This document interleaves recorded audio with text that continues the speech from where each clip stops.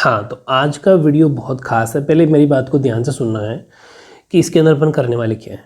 एक तो आपकी बुक के पीछे वाले सारे क्वेश्चन, पीछे वाले का मतलब जो चैप्टर के लास्ट में जो दे रखे होते हैं ना, वो सारे क्वेश्चन हो जाएंगे इस वीडियो में। प्लस जो अपना एक वीडियो बच रहा था नोट्स का, जैसे 3-4 वीडियो इसके बन चुके चैप्टर के, तो जो नोट्स का वीडियो बन रहा था क्वेश्चन नंबर 9 तक अपन कर चुके थे। ठीक है, क्वेश्चन नंबर 9 तक कर चुके थे लास्ट वीडियो में। तो वैसे तो ये क्वेश्चन नंबर 10 है, और वैसे बुक वाले क्वेश्चन आंसर की अकॉर्डिंग ये क्वेश्चन फर्स्ट है। ठीक है, तो आप नोट्स दोनों के हिसाब से बना सकते हो कि पीछे वाला तो मतलब चैप्टर के लास्ट वाला तो क्वेश्चन फर्स्ट है, और वैसे अपना कंटिन्यू 10वां क्वेश्चन है। क्वेश्चन बहुत इंपॉर्टेंट है, रिपीट क्वेश्चन है, बोर्ड के एग्जाम आया हुआ बहुत बार कि सामाजिक विभाजन की राजनीति के परिणाम तय करने वाले 3 आयामों की चर्चा करो, या फिर सामाजिक विभाजन की राजनीति के परिणाम तय करने वाले 3 कारकों की चर्चा करो। मैंने वो एक ही लिखा है, रेड पेन से लिखा है क्वेश्चन नंबर फर्स्ट 3 कारक। इसका मतलब क्या हुआ, 3 कारकों का मतलब वो 3 आयाम बोल दो चाहे 3 कारक बोल दो, बात एक ही है। ठीक है, 3 फैक्टर बोल दो चाहे 3 डिटर्मिनेंट्स बोल दो। तो discuss the 3 determinants that determine the outcomes of politics of social division. ठीक है, ये तो क्वेश्चन अपने जो पूरे 4 नंबर या 5 नंबर तक का क्वेश्चन ये आएगा। बहुत परफेक्टली मैंने इसके लिए आंसर लिखा है, इसको आपको ध्यान से समझना है। ठीक है, अब देखो आंसर है कि सामाजिक विभाजन की राजनीति के परिणाम तय करने वाले 3 आयाम निम्नलिखित हैं। 3 factors that determine the outcomes of politics of social divisions are following. First कौन सा है, पहला है लोगों में अपनी पहचान के प्रति आग्रह की भावना। The outcome depends on how people perceive their identities. ठीक है, मतलब अपन क्या पढ़ रहे हैं, अपन पढ़ रहे हैं कि सोशल जो डिवीज़न है, जो सामाजिक विभाजन है, वो राजनीति के परिणाम से कैसे तय होता है, कैसे फिक्स होता है। तो उसका पहला कारण ये है कि कुछ लोग होते हैं ना जो अपनी पहचान बनाने के लिए काम करते हैं कि नहीं मैं फ़लाँ, मतलब मैं मेरे नाम से काम हो, या फिर मैं मेरे नाम से जाना जाऊँ, मतलब समाज में अपना नाम रखने के लिए जो करते हैं, तो वहाँ हमेशा सामाजिक विभाजन होगा। ठीक है, वैसा नहीं होना चाहिए। अगर वैसा है तो फिर आपस में तालमेल बैठना बहुत मुश्किल है। ठीक है, लोगों के बीच में मतलब आप तालमेल नहीं बिठा सकते। ठीक है, तो वो दिक्कत है। तो पहली हेडिंग वही कि लोगों में अपनी पहचान के प्रति आग्रह की भावना। कैसे कि अगर लोग खुद को सबसे अलग समझते हो या विशिष्ट मानने लगते हो, तो उसके लिए दूसरों के साथ फिर तालमेल बिठाना मुश्किल हो जाता है। जैसे कुछ लोग होते हैं ना कि यार मेरी चलती है, मेरी फलाने नेताओं से कांटेक्ट है, मैं पैसे वाला हूँ, तो क्या जाने, मतलब अगर वो ऐसा कोई सोचता है तो फिर वो नीचे जो लोग होते हैं, जैसे वो गरीब हो चाहे अदर वर्ग का हो, तो उससे तो फिर तालमेल बैठेगा ही नहीं, क्योंकि वो सुनेगा नहीं, वो सोचेगा कि मैं ही हूँ सब कुछ। ठीक है, तो अगर ऐसा हो तो फिर नहीं होगा। मतलब if people see their identities in singular and exclusive terms, it becomes very difficult to accommodate. ठीक है, ये कारण हो जाएगा। लेकिन अगर आगे ये भी अपने लिखा है कि अगर लोग अपनी बहुस्तरीय पहचान के प्रति सचेत हैं, बहुस्तरीय मतलब ये होता है कि यार अगर हम ऐसा काम करें ताकि हमारे देश के लिए भला हो, या फिर आगे फ्यूचर में इन फ्यूचर बहुत अच्छा काम हो, तो बहुस्तरीय पहचान के प्रति सचेत हों और उन्हें राष्ट्रीय पहचान का हिस्सा या सहयोगी मानते हैं, तब कोई समस्या नहीं होती। मतलब it is much easier if the people see that their identities are multiple and are complementary with the national identity। अगर नेशनल आइडेंटिटी के लिए कुछ किया जा रहा है या अपने देश के लिए कुछ किया जा रहा है, मतलब जो इन फ्यूचर सब के लिए भला हो, तब कोई टेंशन नहीं है। अगर पहचान भी बन जाए या फिर अपने नाम से कोई काम हो रहा हो तो क्या फ़र्क पड़ता है। ठीक है, जैसे कि मैं एक एग्जांपल लूँ, जैसे हमारे प्राइम मिनिस्टर हैं, अगर वो प्राइम मिनिस्टर हमारे देश के लिए, देश में अगर प्राइम मिनिस्टर, अगर पूरे संसार में अपने प्राइम मिनिस्टर का नाम है, अगर सपोज कि हमारे प्राइम मिनिस्टर को नाम से जाना जाता है, वो बहुत अच्छे हैं, टॉप लीडर हैं, या फिर वाकई दमदार नेता हैं, तो अच्छी बात है, कोई फ़र्क नहीं पड़ता, क्योंकि हमारे देश के लिए भले की बात है। वो इंटरनेशनल अगर हमारी अप्रोच अच्छी हो रही है, हमारे देश का नाम हो रहा है, तो इसमें कोई दिक्कत नहीं है, वहाँ पर कोई दिक्कत नहीं होती। ठीक है, वो वाली चीज़ है। जैसे कि अपने एग्जाम्पल या अपनी बुक के अकॉर्डिंग कि बेल्जियम के अधिकतर लोग हैं ना, वो खुद को बेल्जियाई मानते हैं कि हम तो बेल्जियम के रहने वाले हैं, बेल्जियाई है। ठीक है, भले ही वे डच या जर्मन लैंग्वेज बोलते हो, ये ध्यान रखना। यानी a majority of Belgians now feel that they are as much Belgian as they are Dutch और जर्मन स्पीकिंग। जैसे कि अपन इंडिया के लोग हैं, अपन सबको ये मानते हैं कि हम भारत के निवासी, हम भारतीय हैं, इंडियंस हैं। भले ही कोई हिंदी बोलता है, कोई मराठी बोलता है, कोई तेलुगु बोलता है, कोई इंग्लिश बोलता है, ठीक है, कोई मारवाड़ी, हम मतलब तरह तरह की लैंग्वेज बोलते हैं, पंजाबी, लेकिन सब क्या है, सब क्या मानते हैं अपन कि हम सब भारतीय हैं। ठीक है, वो वाली चीज़ है। तो एक पॉइंट हो गया अपना, ये पहला फैक्टर हो गया, यानी पहला डिटर्मिनेंट्स हो गया, ये पहला आयाम हो गया। अब अपन बात करते हैं सेकंड आयाम की। दूसरा आयाम है किसी समुदाय की मांगों को राजनीतिक दल कैसे उठा रहे हैं। It depends on how political parties leaders raise the demands of any community. वो कैसे उठाते हैं वो भी मैटर करता है ना। कैसे कि संविधान के दायरे में आने वाली और दूसरे समुदाय को नुकसान न पहुंचने वाली मांगों को मान लेना आसान है। बिल्कुल सही है।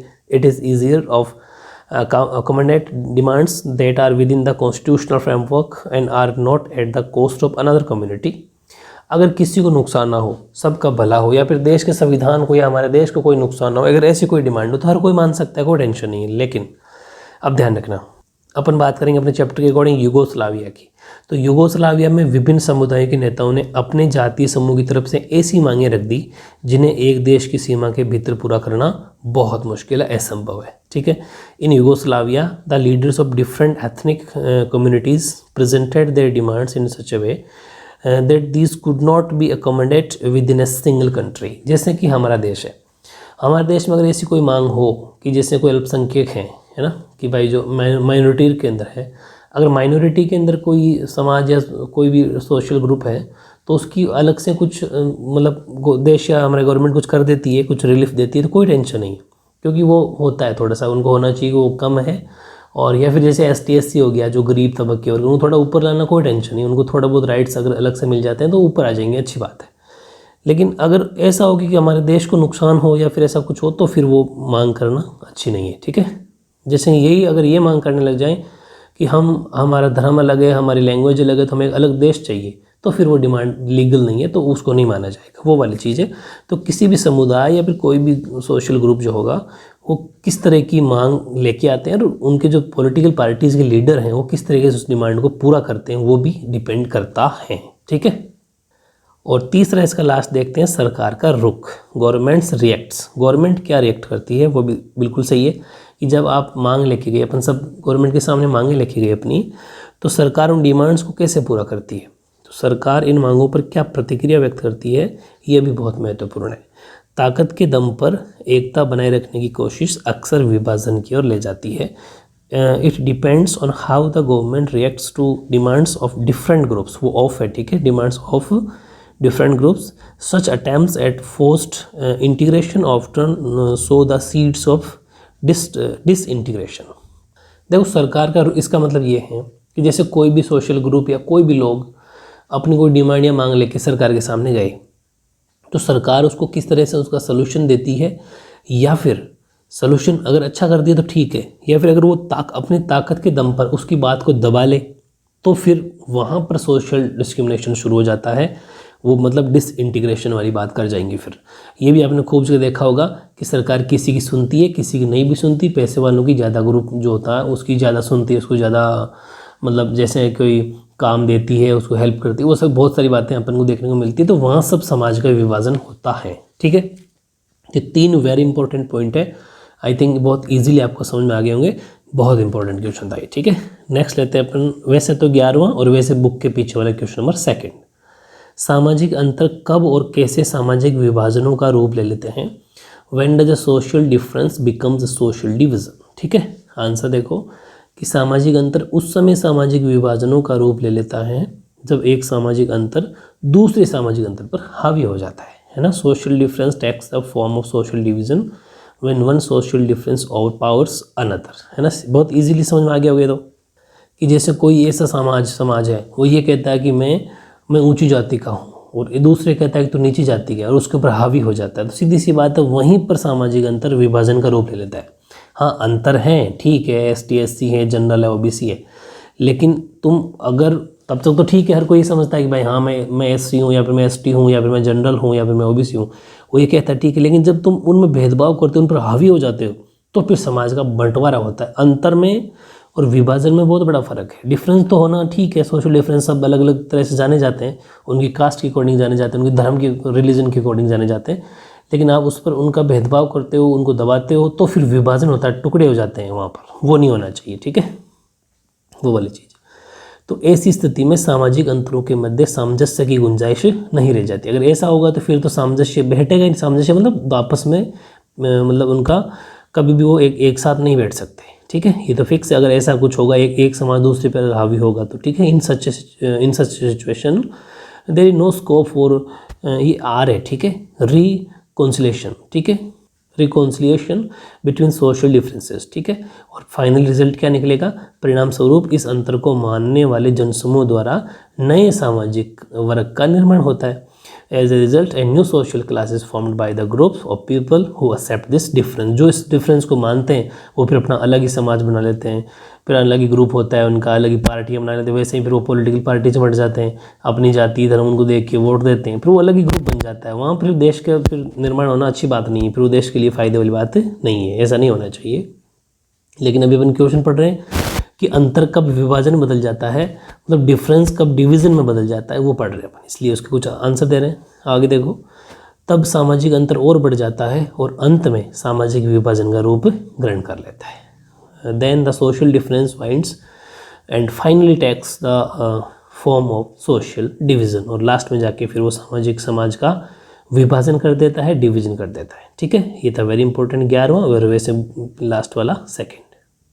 अब देखते हैं 12 क्वेश्चन 12वां, और वैसे लास्ट वाले क्वेश्चन आंसर है 30। सामाजिक विभाजन किस तरह से राजनीति को प्रभावित करते हैं, और 2 उदाहरण भी दीजिए। How do social divisions affect politics, give 2 examples. हालांकि इससे रिलेटेड क्वेश्चन मैं आपको लिखवा चुका नोट्स में, उससे रिलेटेड ही है ये कि सामाजिक विभाजन राजनीति को कैसे प्रभावित करते हैं। वही देखना है अपन को, सामाजिक विभाजन से राजनीति प्रभावित होती है। यदि सामाजिक विभाजन किसी समूह विशेष द्वारा अपनी पहचान बनाने के लिए होता है तो इस प्रकार के विभाजन में समझौते की गुंजाइश नहीं होती। Politics is affected by social division, इसमें कोई शक ही नहीं है, बिल्कुल अफेक्ट करती है।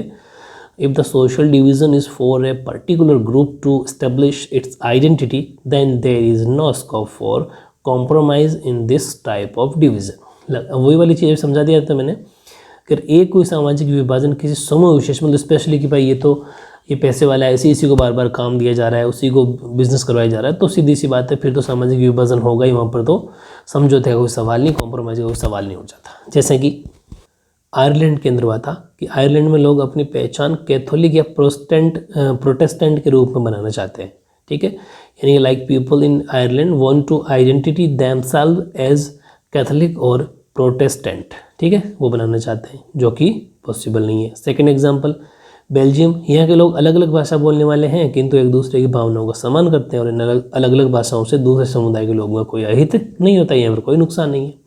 In Belgium the people here speak different languages but respect each other feelings, ठीक है, each others feelings. There is no harm to the people of other community by these different languages. सब अपने प्यार प्रेम से रहते हैं, सब डिफरेंट लैंग्वेज बोलते हैं, लेकिन कोई फ़र्क नहीं पड़ता, किसी का कोई नुकसान इसमें नहीं है, ठीक है। तो ये दोनों एग्जाम्पल भी हो गए, अपना आंसर कंप्लीट हो गया, ठीक है। अब देखते हैं वैसे अकॉर्डिंग क्वेश्चन नंबर 13 और वैसे लास्ट वाला क्वेश्चन नंबर 4। इसके थोड़ी ध्यान से समझना है, fill in the blanks type question है, तो मैंने इसमें डबल आंसर लिखे हैं, पहले पूरा समझा दूंगा आपको। पहले खाली जगह में लिखा हुआ है कि कुछ सामाजिक अंतर गहरे सामाजिक विभाजन और तनाव की स्थिति पैदा करते हैं। Some social differences create possibilities of deep social divisions and tensions. फिर आगे कंटिन्यू में लिखा कि सभी सामाजिक अंतर सामान्य और टकराव की स्थिति तक नहीं जाते, यानी कि all social differences do not usually lead to conflicts. अब देखो वैसे तो ये दोनों खाली जगह भी सही है कि एक में मैंने लिख दिया कुछ यानी कि सम, एक में लिख दिया सभी यानी कि ऑल, या फिर आप इन दोनों जगह ये भी लिख सकते हो सामंजस्य, कुछ की जगह सामंजस्य यानी कि सम की जगह ओवरलैपिंग, और सभी की जगह टकराव यानी कि ऑल की जगह क्रॉस कटिंग, दोनों वो भी सही है, दोनों का मतलब सेम ही बैठेगा यहाँ पर, ठीक है। तो दोनों ही खाली जगह सही है, जो मैंने डबल आंसर लिखे हैं आप दोनों आंसर लिख सकते हो, कोई सा भी दोनों सही है, ठीक है। अब देखिए क्वेश्चन नंबर 14 और वैसे बुक के लास्ट वाला 5वां। सामाजिक विभाजनों को संभालने के संदर्भ में इनमें से कौन सा बयान लोकतांत्रिक व्यवस्था पर लागू नहीं होता? In dealing with social divisions, which one of the following statements is not correct about democracy? Option first है, लोकतंत्र में राजनीतिक प्रतिद्वंदिता के चलते सामाजिक विभाजनों की छाया राजनीति पर भी पड़ती है। Due to political competition in a democracy social division get reflected in politics. Second है, लोकतंत्र में विभिन्न समुदायों के लिए शांतिपूर्ण ढंग से अपनी शिकायतें जाहिर करना संभव है। In a democracy, it is possible for communities to voice their grievances in the peaceful manner. सी है लोकतंत्र सामाजिक विभाजनों को हल करने का सबसे अच्छा तरीका है। Democracy is the best way to accommodate social diversity. और लास्ट एक लोकतंत्र सामाजिक विभाजनों के आधार पर समाज को विखंडन की ओर ले जाता है। Democracy always leads to disintegration of society on the basis of social divisions. इसने पूछा कि लोकतांत्रिक व्यवस्था पर लागू नहीं होता है, ठीक है, मतलब डेमोक्रेसी के लिए कौन सा स्टेटमेंट करेक्ट नहीं है, तो सीधी सी बात है लास्ट वाला करेक्ट नहीं है, बाकी तीनों बिल्कुल सही है कि लोकतंत्र सामाजिक विभाजनों के आधार पर समाज को विखंडन की, बिल्कुल नहीं, ऐसा नहीं होता। लोकतंत्र सामाजिक विभाजनों के आधार पर कभी भी समाज का विखंडन कभी नहीं करता, यानी कि democracy always to disintegration of society on the basis, ये गलत बात है, ठीक है। तो गलत बात पूछी थी इसने, बाकी तीनों सही है, डी इसका आंसर हो जाएगा, ठीक है। अब देख क्वेश्चन नंबर 15 और वैसे छठा, निम्नलिखित 3 बयानों पर विचार करें, मतलब 3 आपके स्टेटमेंट लिखे, उन पर आपको कंसिडर द फॉलोइंग 3 स्टेटमेंट्स। पहला है जहां सामाजिक अंतर एक दूसरे से टकराते हैं वहाँ सामाजिक विभाजन होता है। Social divisions take place when social differences overlap. B, it is possible that a person can have multiple identities. C, ये सॉरी बी हिंदी बोल देता हूँ, ये संभव है कि एक व्यक्ति की कई पहचान हो। सी, सिर्फ भारत जैसे बड़े देशों में ही सामाजिक विभाजन होते हैं। Social divisions exist in only big countries like India. अब इसने पूछा इन बयानों में से कौन कौन से बयान सही है, which of the statements is are या करेक्ट, कौन कौन से हैं। फर्स्ट ए बी सी यानी क्या है, सॉरी ए बस है। सेकंड है ए एंड बी यानी कि ए और बी दो सही है, या फिर बे और सही यानी कि बी और सी सही, या फिर ओनली सी सही यानी कि सिर्फ से। ऑप्शन 4 है, सीधी सी बात आप सबको पता चल गया होगा, तीसरा बिल्कुल गलत है।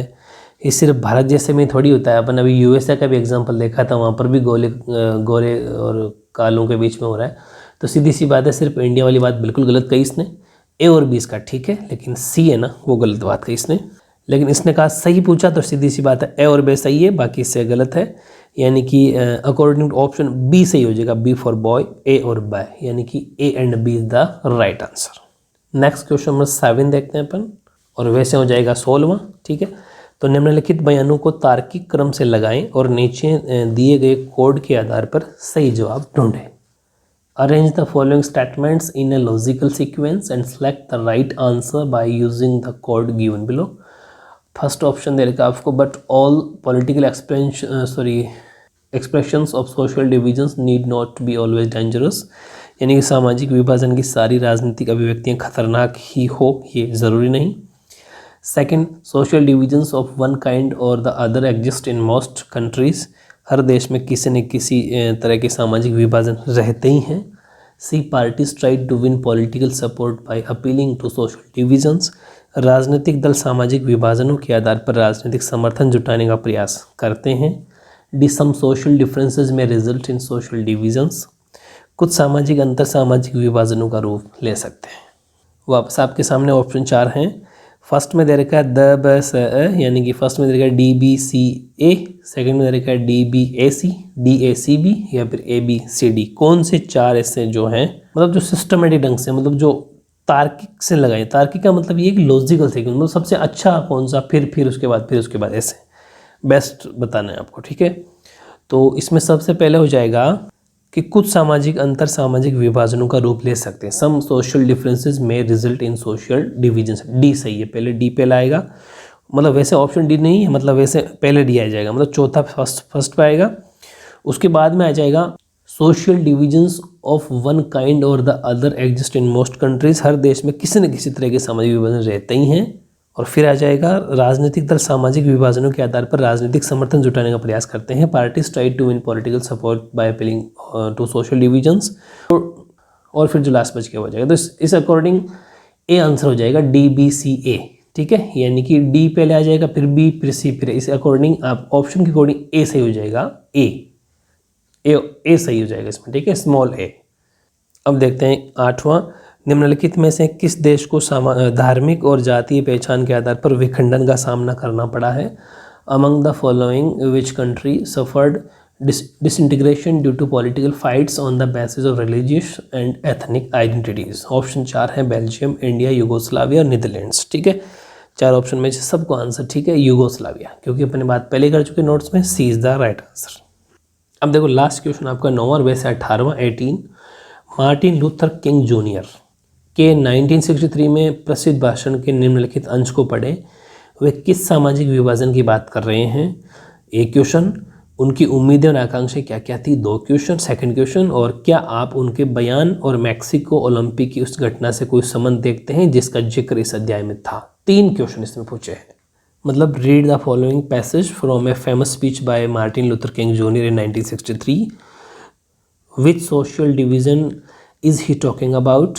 ये हो गया फर्स्ट क्वेश्चन इसी में। What are his aspiration and anxieties? Do you see a relationship between this speech and the incident in Mexico Olympics mentioned in this chapter? ठीक है, 3 क्वेश्चन हो गए इसके अंदर, देखते हैं बारी बारी एक एक। लेकिन उससे पहले अपन इस पैसेज को पढ़ना चाहेंगे। इस स्पीच में लिखा हुआ है कि मेरा एक सपना है कि मैं 4 नन्हे बच्चे एक दिन ऐसे मुल्क में रहेंगे जहां उन्हें चमड़ी के रंग के आधार पर नहीं बल्कि उसके चरित्र के असल गुणों के आधार पर परखा जाएगा। I have a dream that my 4 little children, with one of they live in a nation where they will not be judged by the color of their skin, but by the content of their character. बिल्कुल सही सोचा उसने। स्वतंत्रता को उसके असली रूप में आने दीजिए। स्वतंत्रता तभी कैद से बाहर आ पाएगी जब ये हर बस्ती, हर गांव तक पहुंचेगी, हर राज्य और हर शहर में होगी, और हम उस दिन को ला पाएंगे जब ईश्वर की सारी संतानें, ऐश्वेत, स्त्री पुरुष, गोरे लोग, यहूदी तथा गैर यहूदी, प्रोटेस्टेंट और कैथोलिक हाथ में हाथ डालेंगी और इस पुरानी निग्रो प्रार्थना को गाएंगी। मिली आज़ादी, प्रभु बलिहारी मिली आज़ादी। Let freedom ring, and when this happens and when we allow freedom ring, when we let it very ring from every village and every hamlet, from every state and every city, we will be able to spend up that day when all of God's children, black men and white men, Jews and Gentiles, Protestants and Catholics, will be able to join hands and sing in the words of the old Negro spiritual, free and last, thank God, Arimagadi, we are free at last. I have a dream that one day this nation will rise up live out the true meaning of its creed. We hold these truths to be self-evident that all men are created equal. मिली आज़ादी, प्रभु बलिहारी मिली आज़ादी। मेरा एक सपना है कि एक दिन ये देश उठ खड़ा होगा और अपने वास्तविक स्वभाव के अनुरूप खाएगा। हम इस स्पष्ट सत्य को मानते हैं कि सभी लोग क्या हैं? समान है, मतलब इक्वल। ये स्टेटमेंट था, काफ़ी अच्छा लिखा हुआ, आपको भी पढ़ते हुए मज़ा आया होगा। अब इसमें 3 जो क्वेश्चन लिखे थे उन तीनों क्वेश्चन के अपन आंसर देने की कोशिश करेंगे। बहुत अच्छे मैंने आपके लिए वो तीनों क्वेश्चन के आंसर लिखे हैं। तो पहले इसने पूछा था कि वो किस सोशल डिवीज़न की बात कर रहे हैं, किस सामाजिक विभाजन की बात कर रहे हैं, तो उसका आंसर देखो सामाजिक विभाजन। वैसे तो ये 9वां है, वैसे 18वां हो गया। तो उसमें पहला क्वेश्चन का आंसर है कि दिए गए भाषण में Martin Luther King junior America में ऐश्वेतों और गोरों के बीच सामाजिक विभाजन के बारे में बात कर रहे हैं। In the given speech, Martin Luther King Jr. is talking about the social division between the blacks and whites in America। मतलब पता चल गया, उसने पूछा था ना कि किन के बारे में बात करें, तो किसके बारे में बात करें? काले गोरों की बात करें, ठीक है, वो भी अमेरिका की बातें कर रहे हैं, ठीक है। Next, the social division, next नहीं मतलब इसी का आंसर है, अभी तो ये पूरा नहीं हुआ। The social division based on colour and social differences in Afro American society of the USA. सामाजिक विभाजन अमेरिका की एफ्रो अमेरिकन समाज में रंग और सामाजिक अंतर पर आधारित है। ये तो पहले का आंसर हो गया, जो आपको बहुत अच्छे से इजीली पता है, ठीक है, ये तो पहले का आंसर हो गया। फिर उसने सेकंड क्वेश्चन पूछा था कि उनकी उम्मीदें और आकांक्षाएं क्या क्या थी, मतलब aspiration and anxieties of Martin Luther King junior. तो वो देखते हैं अपन, aspiration and anxieties of Martin Luther King junior. तो Martin Luther King junior aspires to see a world free of social discrimination, यानी कि मार्टिन लूथर किंग की आकांक्षा और चिंताएं क्या थी कि मार्टिन लूथर किंग जूनियर सामाजिक भेदभाव से मुक्त दुनिया देखने की इच्छा रखते हैं, ठीक है। He wishes to see a world where everybody is treated equally irrespective of caste, colour और क्रीड, ठीक है। वह एक ऐसी दुनिया देखना चाहते हैं जहाँ हर किसी के साथ जाति, रंग या पंथ के बावजूद, मतलब सब अलग अलग हैं लेकिन इनके बावजूद समान व्यवहार किया जाना चाहिए। ऐसा नहीं कि इनके साथ डिस्क्रिमिनेशन करे, भेदभाव करे, ऐसा बिल्कुल भी नहीं होना चाहिए। Next, he dreamed of a world where equal opportunities and available to everyone and every group's social and economic interests are recognized and respected. उन्होंने एक ऐसी दुनिया का सपना देखा जहां सभी के लिए समान अवसर उपलब्ध हो और हर समूह के सामाजिक और आर्थिक हितों को मान्यता और सम्मान मिले। ये बात है, ठीक है, बहुत इजी है, मतलब डिफरेंट के लोग हैं लेकिन सब एक साथ रहें, सब की बातों को ध्यान में रखा जाए, अगर गरीब हैं तो उसकी भी हेल्प की जाए, ठीक है, वो ऐसी सब बातें ईजी है। तो मतलब सब अपन पढ़ चुके हैं वही बातें हैं। और फिर अपन और देखते हैं, उसकी चिंता की बात और थी, in activities are that the fight against colour and social discrimination will get success only after a long struggle. He is very hopeful about his success. उसकी चिंता ये है कि रंग और सामाजिक भेदभाव के खिलाफ लड़ाई को लंबे संघर्ष के बाद ही सफलता मिलेगी। वह अपनी सफलता को लेकर काफ़ी आशान्वित है। उसने कहा था कि लड़ाई लड़ते रहेंगे जब तक ये भेदभाव डिस्क्रिमिनेशन कम्प्लीटली खत्म ना हो जाए। लेकिन हाँ, उसे ये उम्मीद थी कि एक न एक दिन होपफुल, मतलब आशान्वित वो था, आशान्वित था कि उसको ज़रूर आशा है, ऐसी उम्मीद है कि ये एक न एक दिन ये जो टेंशन है वो मिट जाएगी। कौन सी? ये रंग भेद वाली, ये सब, ठीक है, ये बात थी। अब उसने तीसरा क्वेश्चन पूछा था रिलेशन का, ठीक है, relation between incident of Mexico Olympics and Martin speech, यानी कि मैक्सिको ओलंपिक की घटना और मार्टिन ने जो भाषण दिया था उनके बीच में कोई संबंध है क्या? अगर ऐसा संबंध है तो उसने पूछा था अपने इस चैप्टर में अगर इसका है तो आप उसका आंसर लिखिए। तो बिल्कुल सही बात है, इसकी स्पीच अपन ने पढ़ी तो पता चला कि in August 1963 Martin Luther King junior led to a march to Washington DC and delivered his famous speech I have a dream from Capitol Hill. अगस्त 1963 की बात है, मार्टिन लूथर किंग जूनियर ने वाशिंगटन DC के लिए एक मार्च किया था। मार्च का मतलब होता है जैसे दांडी मार्च करते हैं ना, गांधी जी दांडी मार्च किया था, वैसे मार्च का मतलब जैसे पैदल चलना, ठीक है, ऐसे पैदल चलना। ये मार्च का महीना नहीं है, मार्च का मतलब यहाँ पर चलना है। तो एक मार्च किया था और वहाँ पर एक मार्च किया और कैपिटल हिल, जो एक जगह का नाम है कैपिटल हिल, कैपिटल हिल से अपना प्रसिद्ध भाषण दिया था। और भाषण का जो नाम था आई हैव ए ड्रीम। ये ऐसा मान लो कि ये उसका मतलब उसका एक हेडिंग थी, ठीक है, आई हैव ए ड्रीम, मेरा एक या फिर मेरा एक सपना है, आई हैव ए ड्रीम। उसके बयान मैक्सिको ओलंपिक से जुड़े हैं। उसने जो भी बातें कही थी वो मैक्सिको बयान से, मैक्सिको ओलंपिक से जुड़े, और मैक्सिको ओलंपिक हमारे इस चैप्टर की घटना है, क्योंकि उसने पूछा क्या था कि उसका आंसर दीजिए जो आपके इस चैप्टर से जुड़ा हो। तो बिल्कुल सही है, ये चैप्टर से जुड़ी हुई बात है।